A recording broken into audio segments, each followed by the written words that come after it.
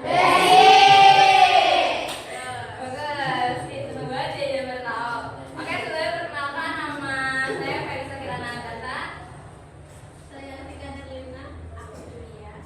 Saya Mas Saya Nah, kita di sini dari semester 4 dan kita di sini bakal ngejelasin ke adik-adik sekaligus ngajarin adik-adik semua itu memvisualisasikan data di mana data set itu nantinya ditransformasi dan akan divisualisasikan melalui grafik-grafik menggunakan Microsoft Power BI. Nah, sebelumnya udah pada keinstall semua kan di laptopnya? Udah pada terhubung internet? Oke, di sini aku bakal ngejelasin apa sih itu Power BI. Jadi, Business Intelligence atau BI adalah proses mengumpulkan, mengolah, menganalisis, dan berdasarkan data untuk membantu organisasi atau perusahaan mengambil keputusan yang lebih baik dan berbasis dengan data. Dengan BI, data mentah yang sebelumnya berantakan atau terpisah-pisah diubah menjadi informasi yang jelas, visual, dan mudah dipahami. Biasanya dalam bentuk dashboard, grafik, atau laporan interaktif. Jadi di Power BI ini kita mengolah data yang awalnya data mentah dan data yang berantakan buat dijadiin ke visual supaya kita atau perusahaan nanti bisa mudah membaca datanya gitu. Oke, selanjutnya definisi BI menurut para ahli. Di sini ada Gartner. Jadi BI itu adalah proses mengolah data mentah menjadi informasi yang bermakna untuk mendukung pengambilan keputusan. Lalu yang kedua ada pada tahun 2011. BI adalah sebuah teknologi, aplikasi dan proses untuk mengumpulkan, melihat, menganalisis dan menyediakan akses ke data agar pengguna bisa membuat keputusan yang lebih baik. Lalu yang ketiga ada dari Kittel dan Ross, yaitu BI mencakup metodologi dan proses yang digunakan organisasi untuk mengakses, menganalisis dan menyajikan data historis maupun real time. Sebenarnya menurut para ahli ini BI itu ujungnya sama, hanya penekanannya beda. Jadi ada yang menekankan pada proses, ada yang menekankan pada teknologi, ada juga yang menekankan pada penggunaannya. Tapi ujungnya BI itu satu, yaitu untuk memudahkan kita mengolah data menjadi sebuah informasi. Nah, mengapa itu penting? Di era digital ini, data menjadi aset berharga. Perusahaan yang mampu mengolah data dengan baik akan lebih unggul dalam persaingan. Business Intelligence hadir sebagai solusi untuk yang pertama itu mengolah data menjadi informasi. Yang kedua menyediakan data dalam bentuk visual yang mudah dipahami, mendukung pengambilan keputusan yang berbasis data bukan hanya berdasarkan intuisi.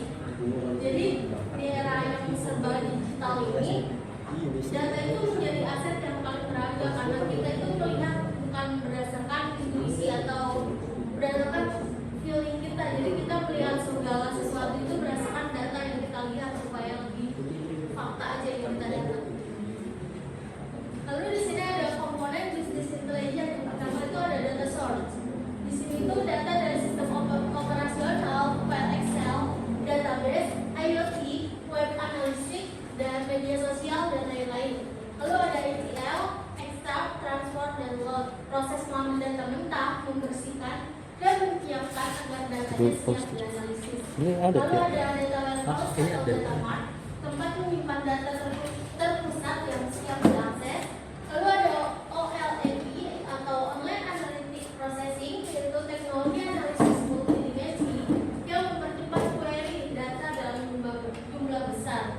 Lalu tools BA, ada dashboard dan reporting, contohnya Power BI yang bakalan kita pakai. Lalu ada Tableau, terus ada Looker Studio juga. Tapi kita mungkin bakal lebih familiar dengan Power BI karena kita bakal pakai itu di tools pembelajaran kita kali ini. Lalu ada decision maker atau pengguna, akhirnya yang menginterpretasi insight dan membuat keputusan. Jadi semua komponen ini tuh bakal terhubung jadi satu untuk mengolah data supaya datanya bisa jadi bermakna gitu. Selanjutnya dilanjut ada Di sini ada perbedaan setiap dia data science dan data analytics. Jadi di dunia data itu ada tiga level. Yang pertama BI, yaitu business intelligence.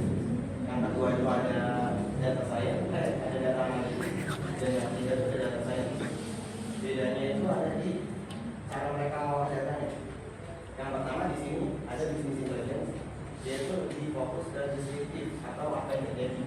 Jadi melihat apa yang terjadi di masa lalu dan masa sekarang lewat laporan, dashboard, dan visualisasi data. Kalau data analitis, dia itu lebih ke diagnostik dan prediktif.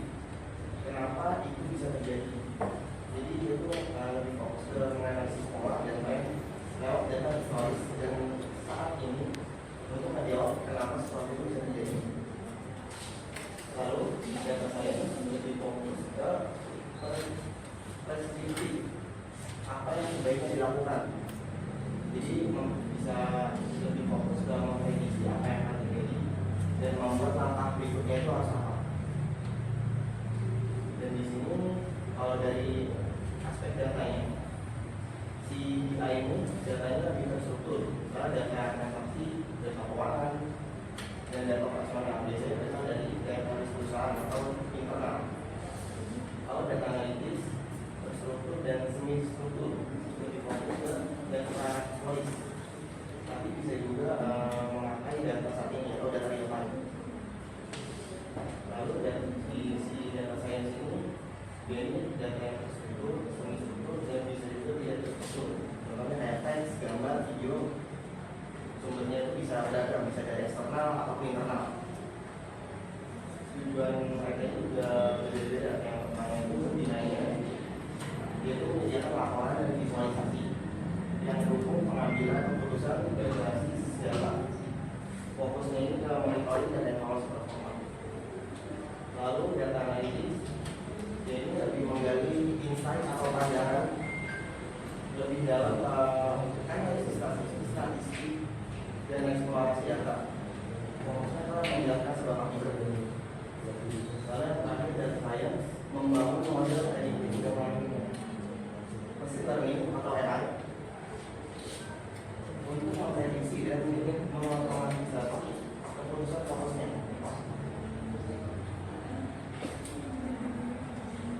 Di sini ada fungsi bagian. Yang pertama mengolah data dari berbagai sumber. Jadi data-data dari Excel, dari database atau dari sumber lainnya itu semuanya dijadikan satu di Power BI. Lalu yang kedua membuat visualisasi data seperti grafik dan diagram supaya nanti bisa lebih mudah dikerjakan. Lalu menganalisis data dengan lebih mudah dan menyusun dashboard interaktif yang nantinya bisa disesuaikan dengan kebutuhan. Di sini ada tujuan BI. Yang pertama mengolah data menjadi informasi kepentingan. Jadi data-data yang tadinya mentah diambil dan diubah menjadi data yang mudah dibaca dan cepat dimengerti. Yang kedua menyediakan visualisasi data informatif dan informatif. Yang ketiga mendukung pengambilan keputusan berbasis data. Dan yang terakhir membantu meningkatkan responsivitas atau kecepatan dalam mengambil tindakan.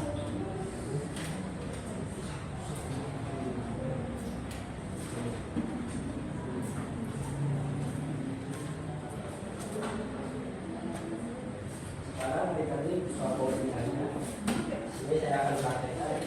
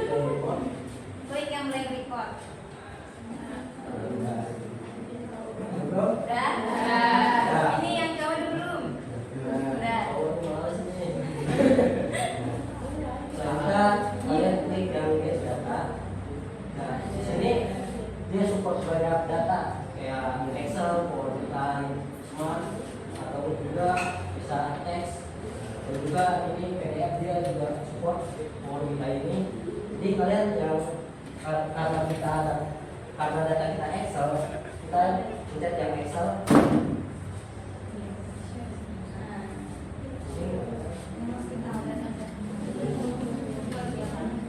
kalian klik data kalian yang mau ini sama Sabar ya teman-teman.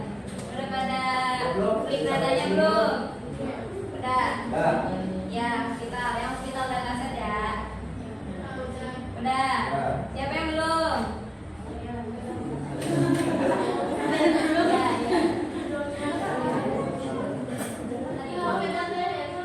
Nah, ini ya, di download guys, coba di download. Udah semua? Udah.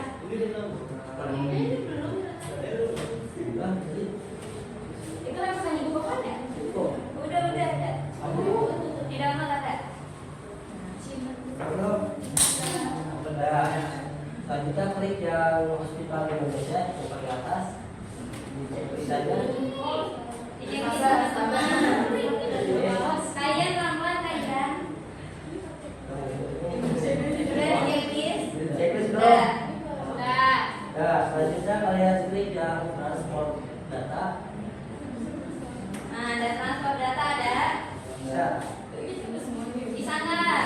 Nah, iya.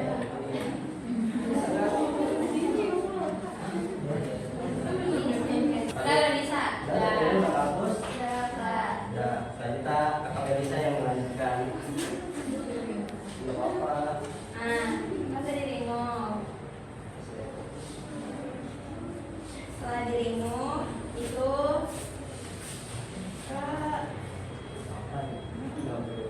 nah di sini ada kan di sini ada kolom total tenaga kerja kan. Nah di sini kan dia gak berurutan ya, kayak ada yang total tenaga kerjanya itu 328, ada yang 45, ada yang 487. Nah kita pengen di mana yang si kalau misalnya total tenaga kerjanya itu di apa di plus ini kan ada total tempat tidur, ada total layanan, sama ada total tenaga kerja kan.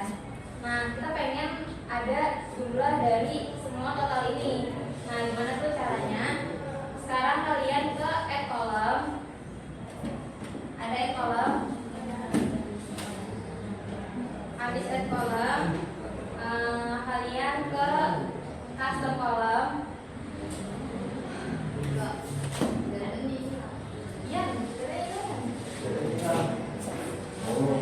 Iya, ini kopi kan?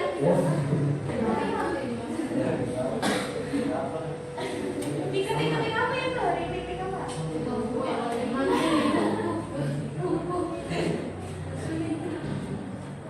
Nah, udah di klik custom column. Udah. Nah, teman-teman. Sambil nungguin, nah di situ nanti ada tampilan.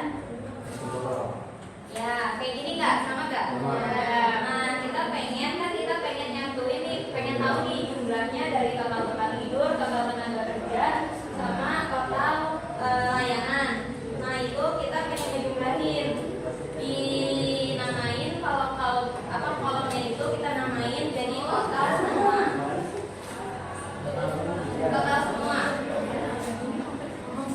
Nah, kira-kira kan kita mau menambahkan nih dari total layanan, total tempat tidur, dan total tenaga kerja.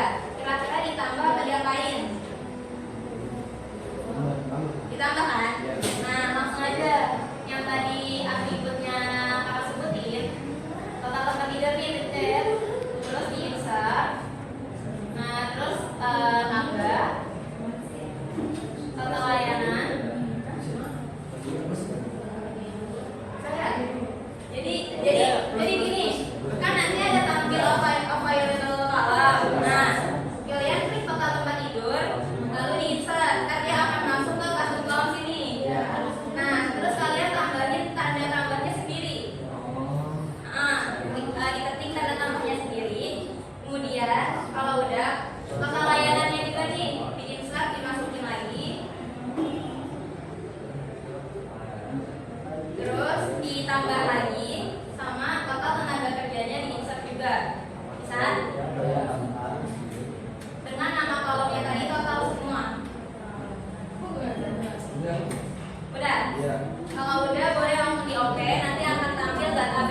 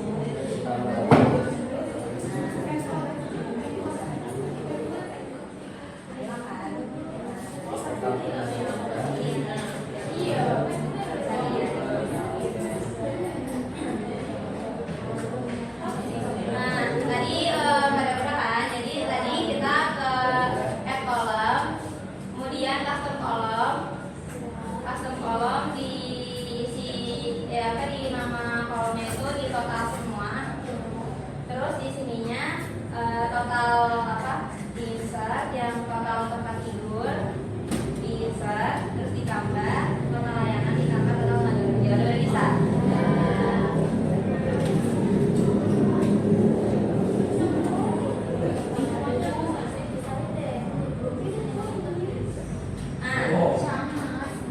Jadi ada kolom baru nggak? Nama kolomnya total semua. Ya.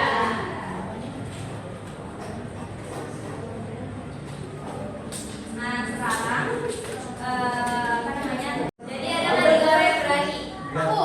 Boleh kamu di sini.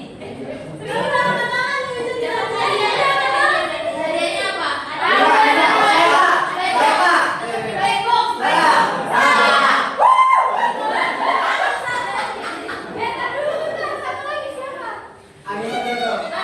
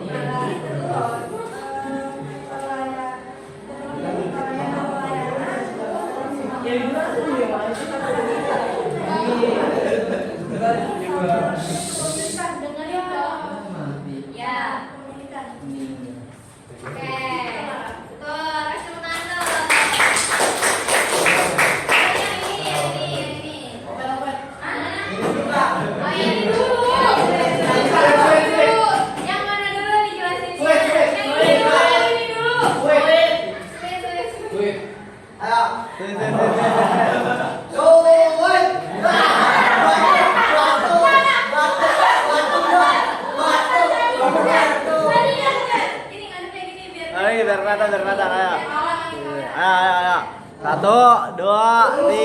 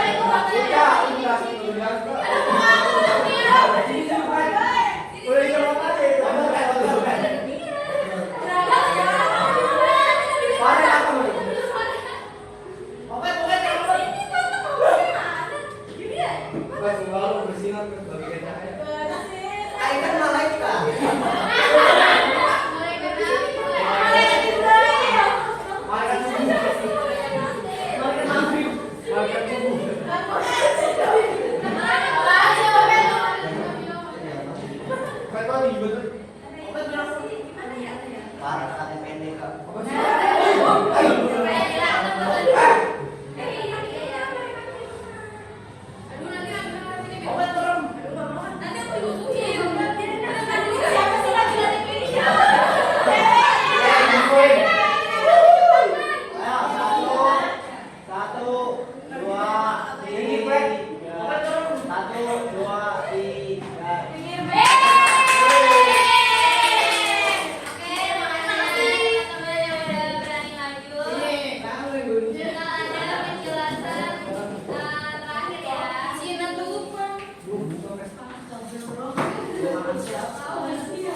Yang maju siapa yang makan siapa? Kopi coklat asli. Kak, thank you ya kak. Ya, makasih ya. Maaf ya, Bos Diki. Kenapa? Lo udah dibalikin. Udah dimatiin. Siapa yang matiin?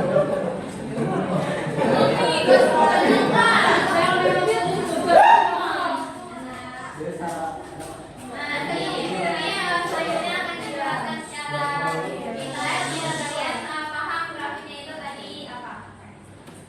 Oke, sekarang aku menjelaskan grafik cluster graph chart. Ini menunjukkan jumlah data berdasarkan status normal, high, dan low. Ada kelas A, B, C, D, dan belum ditetapkan. Status normal memiliki jumlah data terbanyak. Kelas C paling dominan di semua status. Kelas C ada di warna yang mana? Yang tadi kalian lihat. Warna apa? Ungu. Nah, terus status high didominasi kelas D diikuti kelas B. Status low memiliki jumlah paling sedikit. Pada status low, kelas C dan D hampir seimbang. Terus kelas A dan belum ditetapkan kontribusi yang sangat kecil. Grafik bisa menunjukkan distribusi pemilikan berdasarkan jumlah data. Swasta atau lainnya paling dominan yaitu 20,68% dan diikuti Pemkab di mana 19,72% dan perusahaan 18,35%. Dan di sini organisasi sosial dan Pemkab memiliki fungsi menengah. Pemprov, perorangan, dan TNI Angkatan Darat memiliki kontribusi kecil dan kategori lain masing-masing di bawah 10%. Di sini ada grafik bar chart menunjukkan pencapaian total layanan terhadap target. Pertama dari mulai saat ini 12.000, target maksimum 23.000, pencapaian sekitar kurang lebih 52% dari target dan masih ada selisih cukup besar yaitu menuju target.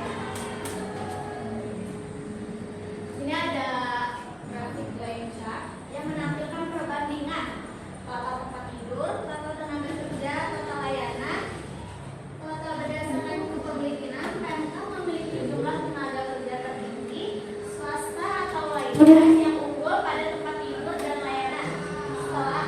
Setelah kategori utama, semua nilai menurun signifikan. Berarti Angkatan Darat, organisasi dan lainnya memiliki nilai terkecil. Dan kolom 3 indikator cenderung sejalan atau pendek. Ya, selanjutnya ada grafik bar chart. Grafik ini menunjukkan jumlah total layanan per provinsi. Jawa Tengah memiliki layanan tertinggi, diikuti oleh Banten dan Riau. DKI Jakarta dan Jambi berada di tingkat menengah, dan provinsi lain memiliki jumlah layanan yang lebih rendah. Terlihat adanya penurunan data terhadap dari peringkat atas dan ke bawah.